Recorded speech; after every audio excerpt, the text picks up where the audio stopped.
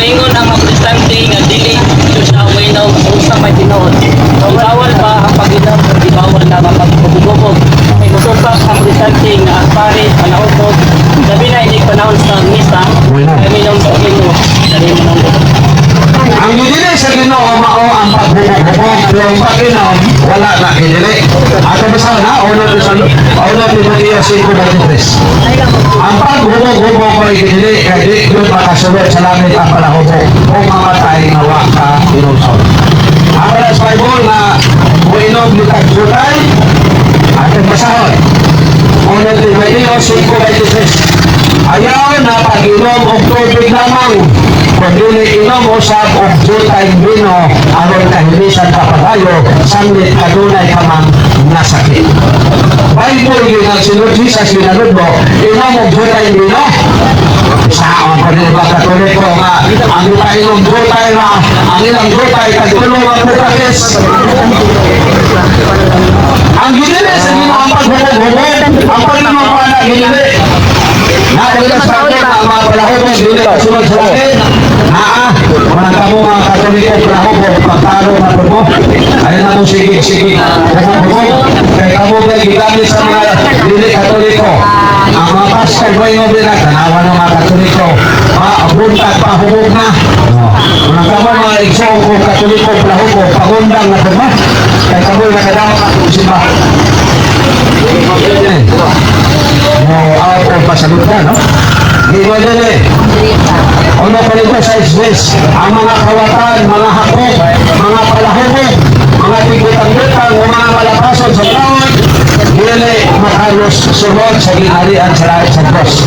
Kanang malapason sa balaon sa simanong sa gobyerno, di yun na kasunod sa ginharian sa langit. Ano man, kahulong ginagawa ang gobyerno no? Kay salamat kaya kahasan sa Ginoo nga mulungan sa tawhanon na itatag sa tao. Sa espiritual ng ganda ng kahasan sa Diyos na pagpimaan sa iya katawan ang mga pare sa tawhanon mga buta ang gobyerno ay iya kahasan. Apil na sa Bible mga kahulong ito ang nasa gobyerno. Discount ka. Kahulong na ninyo kay Tino. Prosas di ano to ninyo. Roma 13:1.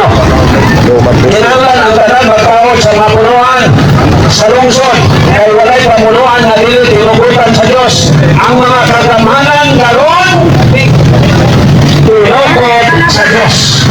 Wala ang tao, wala ka espiritual na physical na paglinanglan. Sa physical, ang gobyerno mo'y manumala na to. Sa espiritual, ang simbahan mo'y manumala na to. Manangkot sila ang tao. So, ang gobyerno mo na ay go ito sa ay go ito sa ang pagkulo mo may gilili ang pagkulo mo jutay wala gilili. So kung dili mo mahubog anang duha ka kes jutay pa na. Kung mahubog na mo anang duha ka botilyang bel mahubog na mo adili na jutay kay hubog naman. Pero kanang mahubog pa sa pista o guman pa wala na gilili. So okay. Okay, so Matthew 11:18 nga si Lord Jesus miinom unya giingnan siya sa mga Pariseo palahubog. So kanang mga protestante nga nagsaway sa mga Katoliko mura po na sila Pariseo, no? Kaya atong masahon dara si Juan miani nagpuasa siya o wala mo inom og bino o ang tanan miingon giyawaan diya siya miani ang anak sa tao og siya mikaw og binom ug ang tanan nagingon tanawa ninyo kining tawana ulit og palahubog siya og higala sa mga kumbrado sa buhis og sa mga makasasala apan ang kalam sa Dios milutaw nga tinuod diha sa mga nabuhat niini. So muna mga iso ang paghubog-hubog ba igidili adlaw papahulay so kato isa mao na to ya bro now unsa gyud adlaw daay mo simba ang mga Kristiyanos mga igsoon kay doon na may na-claim na sila Christian pero Sabado ang ilang isisimba nga mga ito makaigsunan nga nasa grupo nga gitukod ni Ellen Goldwhite ni Joseph Baptist o ni James White nga gitawag og Seventh-day Adventist. May igsoon ng Christian religion mapahulay sa ilang trabaho sa unang adlaw sa simana o ang unang adlaw sa simana mao ni ang ilang igsisimba sa Ginoo. Siyempre, gigahin man nato sa Ginoo ang Domingo sa pagsimba o ang mga adlaw sa pagsimba, mao nga dili pud ta mo trabaho niya ng adlaw. Ang question, unsa man ang adlaw? So ang igsisimba sa mga Christians, mga igsoon, unang adlaw o adlawng Domingo, unang adlaw sa simana. Ano? Una, so nato tungod kay unahon gyud nato ang Ginoo o sa ang ubang mga butang. Mao nga unang adlaw yun ta. Now, sa Old Testament mga igsoon, alang sa katawan sa Ginoo nga mao mga Hudiyo, adlaw Sabado ang iyang gigahin o ikapitong adlaw ang gigahin sa Ginoo nga siya simbahon. Atong basahon ang Exodo 20:8. Hinumdumi ang adlaw nga ipapahulay og balaan na kini. Makatrabaho kamo sulod sa unang adlaw. Apan ang ikapitong adlaw ipapahulay nga gigahin alang sa Ginoo. Ayaw kamo pagtrabaho ni anang adlaw ni ang inyong mga anak nga mga ulipon, mga kayupan o mga langyaw nga natuyo sa inyong mga lungsod. So tinawag kayo nga dili mo trabaho ang mga Hudiyo sa ikapitong adlaw. Remember mga igsoon nga ang Bible dunay ang katawan sa Dios dunay duha ka panahon. Ang katawan sa Dios wala pa si Lord Jesus wala sa kalibutan mao ang mga Hudiyo. Ug ang katawan sa Dios sa panahon nga biani si Lord Jesus sa kalibutan mao ang mga Christian religion nga nila sa pagtawag og Catholic Church. Now, mga igsoon ang adlaw ipapahulay nga mao ang ikapitong adlaw walay labot ni ana ang mga Christian. Awil. Walay labot niya na ang mga Christian o dili Hudiyo na sa Bible. Mga isura ito basahon ang Salmo 147:19 ngadto sa 20. Salamat Lord, no? Kay mga pagid malimti. So gingon din gihatag niya ang iyang mensahe ngadto sa iyang katawhan, ang iyang mga balaod o pahimatngon ngadto sa Israel. Wala niya buhata kini sa ubang mga nasod, wala sila masayod sa iyang mga balaod. So kung unsa man ang mga balaod nga gihatag sa Dios sa iyang katawhang mga Hudiyo diha sa Old Testament, walay labot ang dili mga Hudiyo. Wagi na mga iso. Wagi labot ang dili Hudiyo. So kung dili ka Hudiyo niya mag-apil-apil ka sa balaod sa mga Hudiyo, mong gawas nga nagpaka-Hudiyo ka. O kung magpaka-Hudiyo ka, mo ni sakit kay iya na ka ni Satanas. Ato basahon na before nato tinawon na dong Domingo. Bupadayag 2:9. Ang ato kay sunang Seventh-day Adventist o membro ni Ellen G. White, nga founder na ng pondo nga gitawag Seventh-day Adventist, nagpaka-Hudiyo sila kay muklim sila nga Christian pero Sabado ang ilang igsisimba, which is only for the Diyos. Ato basahon mga ison ang gipadayag 2:9.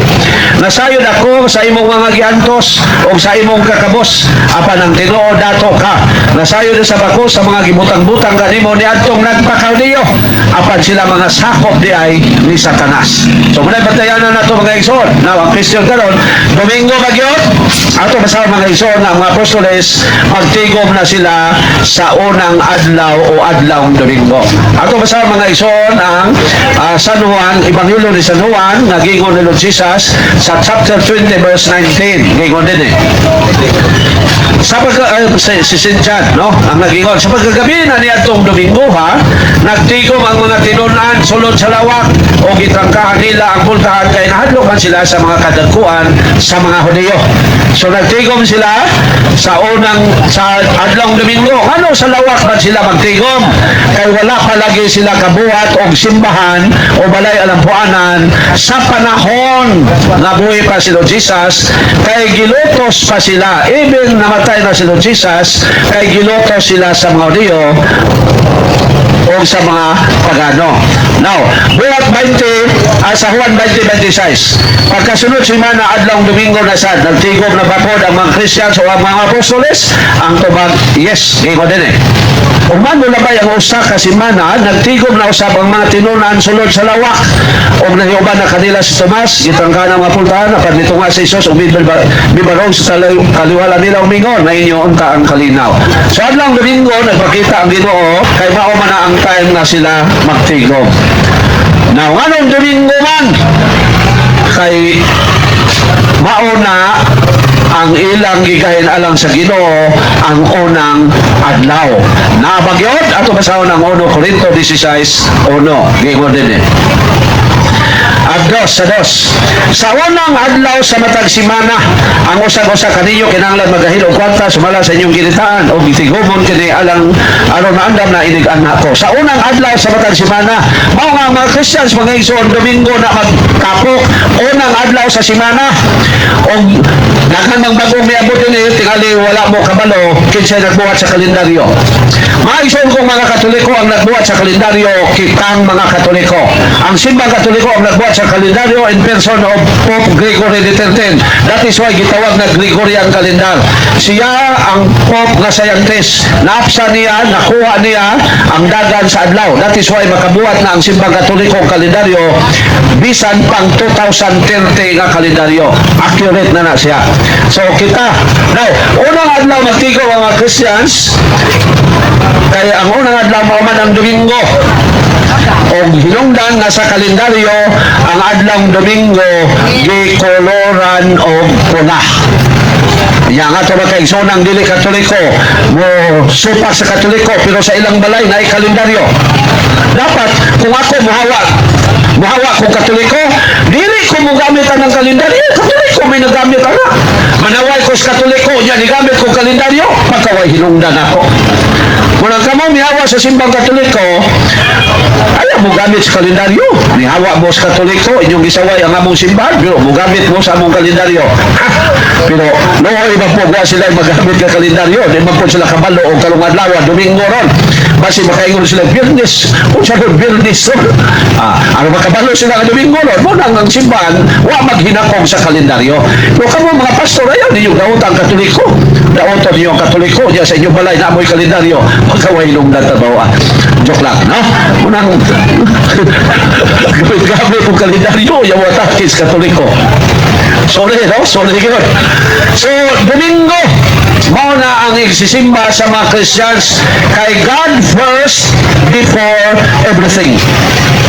Simba sa ta sa Ginoo pagka Lunes, sangkap na ta sa espirituhanong gahom, power, ang Sabado, trabaho, pagka Domingo simba. Mao na man igsoon.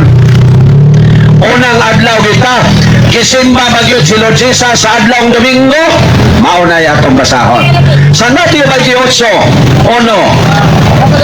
sa 6 ngadto sa 9. Gisimba ba si Lord Jesus sa adlaw Domingo? Ang tubag, yes. Ato basahon.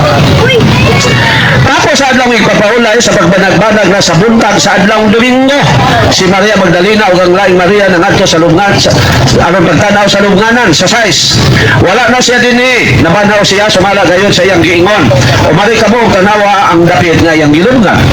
Sa 9, unya sa kalit misugat si Jesus kanila og mingon, ang kalina maguban kaninyo, miduol sila kaniya og mihikap sa iyang matil og misimba kaniya.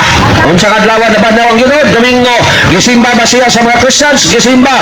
Ilungdan nga hangtod karon ang mga Christians mosimba sa Ginoo adlaw Domingo. Nya supakon tag sa balista. Ayang Ginoo kadala ng mga sa balista mga igsoon lay. Tinukod naman silang tao. Para sila na ako bubiya ko sa Katoliko, tukod ko akong grupo. Unsa may assurance nga maluwas mo nga ako ra may nagtukod. Ang resulta magdungan yung tagtambog sa impierno. So kanang nagtukod og iyang kaugalingong reliyon, magdungan gyud nang tugpa sa impierno. Dili na pagkuan ha, pagpanamas-tamas nila. Ano man, binawa man sila sa gitukod ni Lord Jesus. Kaya unsa dahil may tabo sa tao nga mubiya sa gitukod ni Lord Jesus. Remember mga isuna, ang simbang Katoliko mao ni ang gitukod ni Lord Jesus o Christian religion. Kung muhawa ka sa simbang Katoliko, unsa naman dahil imong kahimtang? Try to listen this carefully. 1:18-19. Mga anak, noon na ang katapusan sa kalibutan. Gisugin lang na kamo nga moanhi ang kaaway ni Kristo. Kaaway ha? O aniya na karon ang daghang mga kaaway ni Kristo. Busa masiguro nato nga doon na gayud ang katapusan. Kinsa na sila? 19. Kining mga tawana dili tinuod nga sakop sa tong pundok. Busa na mulag sila kanato. Kung tinuod bang ato silang mga kauban, magpabilin unta sila kanato. Apan naniya sila aron mailagayon nga sila dili kauban nato. nato. So ang namiya sa simbahan nga gituko ni Lord Jesus, kaaway na ni Lord Jesus. O kung sa may buhato ni Lord Jesus sa iyang mga kaaway nga mao ang namiya sa iyang simbahan. Ato basahon mga igsoon ang San Lucas 19:28. Ako balik ko na. Ang bibiya sa simbahan nga gituko ni Lord Jesus nga mao ang simbahang Katoliko, kaaway na ni Lord Jesus. In short, ang bibiya sa simbahang Katoliko, kaaway na ni Lord Jesus. Ug sa may buhaton ni Lord Jesus sa iyang mga kaaway, nga mao ang namiya sa iyang gitukod nga simbahan. San Lucas 19:28. Niyara. Giingon din eh. Nan karon mahitungod sa akong mga kaaway.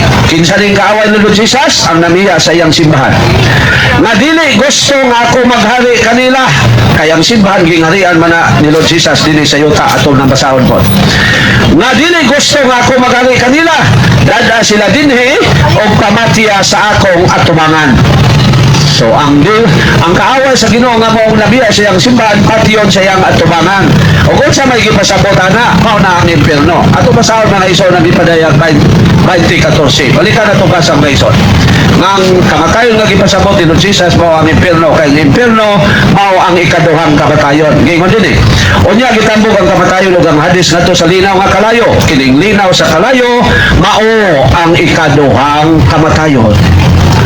So gingon dito dada sa akong atubangan. So unsa na may watubang ni Lord Jesus? Kalag na. But pasabot patay na ang watubang ni Lord Jesus. Ato ba sa mga isol nga ang watubang ni Lord Jesus patay na. So ang gipasabot sa iyang gingon nga patya sa akong atubangan, ang gipasabot tambong sa impierno. Ato ba sa ang 2 Corintios 5:10. Nga ang watubang ni Lord Jesus patay na. Gingon din eh. Kaya kinahanglan mo tubang kitang tanan kang Kristo aron iyang ukman, aron nagtagsatag sa makadawasa nga ikaniya sumala sa iyang nabuhat, maayo o daotan dinhi sa kalibutan.